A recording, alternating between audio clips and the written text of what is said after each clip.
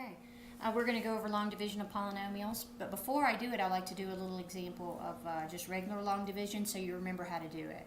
So I'm just going to do a quick one. So if you'll write this on your paper at the top, or actually right about here in your book should be good. So 3 divided into 72. So basically this is the question, 72 divided by 3 equals what? Well, the second one here is the one that goes outside your box. The first one is what goes inside your goes into box. Mm-hmm. Now when we do this, what we do is we say, okay, how many times does 3 go into 7? Twice. That goes on top. And then we do 2 times 3 is 6, and we put it underneath. Now what do we do at this point? Subtract. We subtract. So 7 minus 6 is 1. We bring down our next term, which is 2. 3 goes into 12 how many times? 4. 4. And that's the end of the equation. Because, the reason it's the end is because I end up with a remainder of 0. Okay? So knowing how this works is going to be able to help us with our great big polynomial division. Okay? So we're going to set that up. So what this means is my 2x plus 1 is going to go outside. And this polynomial, this third degree polynomial, is going to go inside. So when I write it down, it's going to look like 6x cubed minus 5x squared. Now I don't have an x term up here, and whenever you divide, you have to put in your placeholder. So it's going to be plus 0x. You could say minus 0x. I just like plus better. And then plus 9. Okay?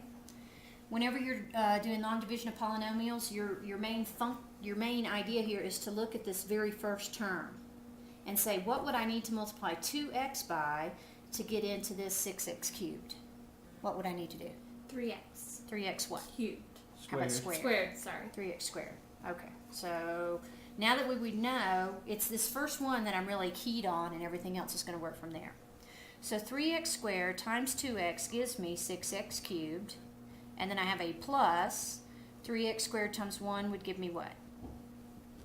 3x squared, and that's going to go straight underneath. Okay? Now remember, at this point when we were doing that other one, what did we do? We subtracted, right? Whenever I'm subtracting, I like to go ahead and make it adding the opposite. Okay, it just makes it easier for me to keep up with.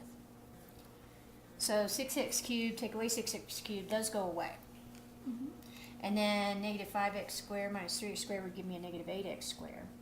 And I'm going to pull down my very next term. Are you okay with that? And so that's going to be plus 0x. Now what I want to do is I want to focus on this very first one. No. Yes. Yes. Okay, negative 8x squared. What do I have to multiply 2x by to get to negative 8x squared? Negative 4x. Okay, so minus 4x is going to go up here. So negative 4x times 2x would give me negative 8x squared. And plus a negative is going to be minus 4x is going to go there. We put that whole thing in parentheses. And what did we do at this point? We subtracted, which means adding the opposites. Okay, my 8x squares go away, and I'm left with a 4x here. I have to pull down my very next term, which is a plus 9. So far, so good? What do I have to multiply 2x by to get to 4x? 2. So it's going to be a plus 2 up here. 2 times 2x would be 4x. Plus 2 times 1 would be 2. And I'm going to put that whole thing in parentheses, and I'm going to have to subtract, which means adding the opposites. So my 4x's go away, and I'm left with 7. Now, is there anything I can multiply 2x by to get to 7? No. Not without putting an x in the denominator, Yeah. which ceases to be a polynomial, so it's illegal. Okay. So this would be what we call our remainder.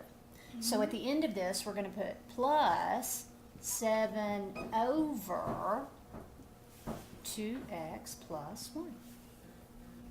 Oh. Okay?